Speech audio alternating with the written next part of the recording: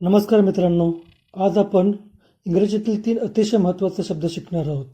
ते म्हणजे have, has आणि हॅड. अनेक विद्यार्थ्यांना या 3 शब्दांमध्ये गोंधळ होतो. कोणी म्हणतं ही हॅव अ कार, तर कोणी म्हणतं आय हॅज अ पेन आणि काही जण म्हणतात शी डिडंट हॅड अ बाईक. पण ही वाक्ये चुकीची आहेत मित्रांनो. आजचा हा व्हिडिओ पाहिल्यानंतर तुम्हाला हॅव, हॅज आणि हॅड कधी वापरायचे, पॉझिटिव्ह, निगेटिव्ह आणि क्वेश्चन सेंटेन्स कसे बनवायचे हे अगदी सोप्या पद्धतीने समजेल. चला तर मग आजच्या व्हिडिओला आपण सुरू करूया. सर्वप्रथम या 3 शब्दांचा अर्थ समजून घेऊया. साधारणपणे हॅव, हॅज आणि हॅड यांचा अर्थ होतो असणे किंवा जवळ असणे.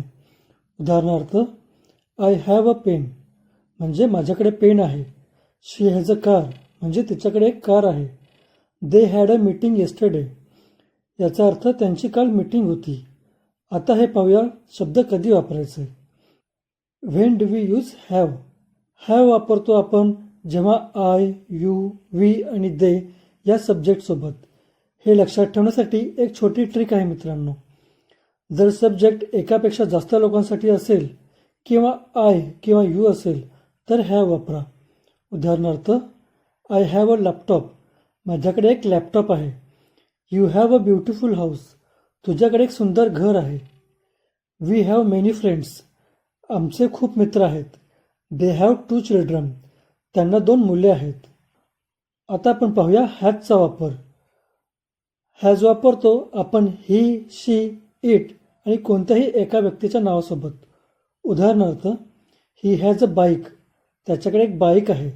शी हॅज अ लॉंग हेअर तिचे केस लांब आहेत.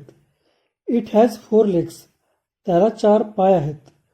Rahul has a new phone राहुलकडे नवीन फोन आहे.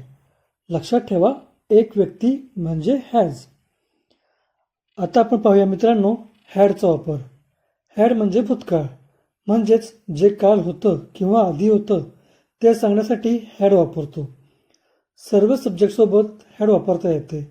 उदाहरणार्थ, आय हॅड अ बायसिकल माझ्याकडे सायकल होती.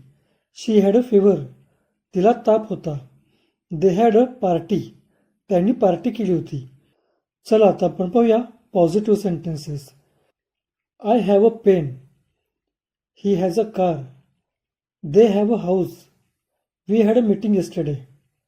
इतकंच लक्षात ठेवा, प्रेझेंटमध्ये हॅव किंवा हॅज आणि पास्टमध्ये हॅड वापरतात.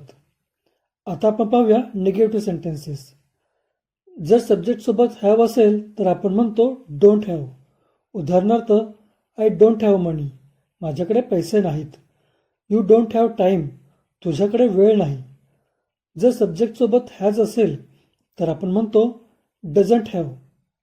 उदाहरणार्थ, ही डझंट हॅव अ बाईक त्याच्याकडे बाईक नाही. शी डझंट हॅव अ फोन तिच्याकडे फोन नाही. आणि जर भूतकाळ असेल तर आपण म्हणतो डिडंट हॅव. उदाहरणार्थ, they didn't have enough time त्यांच्याकडे पुरेसा वेळ नव्हता. We didn't have any food आमच्याकडे अन्न नव्हते. आता एक गोल्डन रूल लक्षात ठेवा मित्रांनो. He doesn't has a car असं बोलू नका.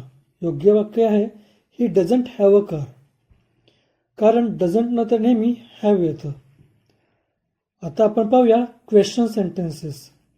प्रेझेंटमध्ये डू किंवा डज वापरतो. उदाहरणार्थ, do you have a pen तुझ्याकडे पेन आहे का.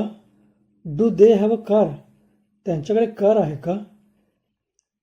ही किंवा शी असेल तर does she have a job तिच्याकडे नोकरी आहे का.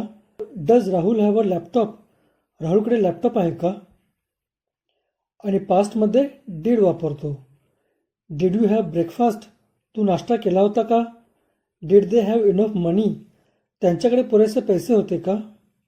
आतापर्यंत आपण हॅव, हॅज आणि हॅडचा अर्थ असणे असा पाहिला. पण हे हेल्पिंग वर्ब्स म्हणूनही वापरले जातात. उदाहरणार्थ, I have finished my homework मी माझा गृहपाठ पूर्ण केला आहे. He has completed her work तिने तिचे काम पूर्ण केले आहे. They had left before I arrived मी पोहोचण्यापूर्वी ते निघून गेले होते. येथे एक महत्त्वाचा नियम आहे. हॅव, हॅज किंवा हॅड यांच्यानंतर नेहमी वर्बची थर्ड फॉर्म वापरायची. उदाहरणार्थ, finished, return, gone, seen, completed. Never say I have eat, योग्य वाक्य आहे I have eaten. Never say she has write, योग्य वाक्य आहे शी हॅज रिटन.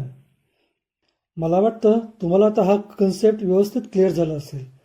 आता तुमच्यासाठी 2 क्वेश्चन्स आहेत. त्याचा आन्सर तुम्ही कमेंटमध्ये नक्की लिहायचा आहे. पहिला क्वेश्चन आहे, दे डॉट डॉट अ पिकनिक येस्टरडे. ऑप्शन आहे हॅव, हॅज की हॅड. कमेंटमध्ये नक्की लिहा. दुसरा क्वेश्चन आहे, I have dot dot my homework.